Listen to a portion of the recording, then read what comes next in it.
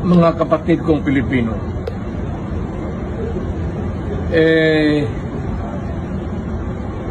umiikot ako sa Pilipinas ngayon hanggang kaya para sa peace rally. Tara na, kung isog ka para sa bayan, we defend the Constitution and the flag of the Philippines. Para wag masira ang bayan natin.